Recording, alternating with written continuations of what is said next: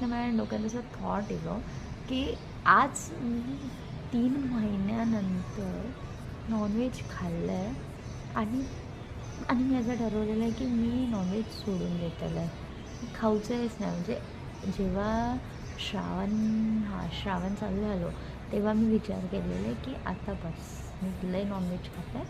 आता श्रावणात मी नॉनव्हेज सोडतं आहे. डायरेक्ट कधी खाणार होते मी, देवी वगैरे गेल्यानंतर, म्हणजे आता ह्या महिन्यांमध्ये. पण मी नंतर ठरवलेलं आहे की जाऊ देत, नॉनव्हेज नाही खाऊचं आहे, सोडून देते. आणि म्हणजे काय फ्रेंडने पण मला सांगलेलं आहे की तू नॉनव्हेज सोडून दे, पूर्ण व्हेजिटेरियन हो. आणि मी त्याचं ऐकलं नाही ऐकत मी.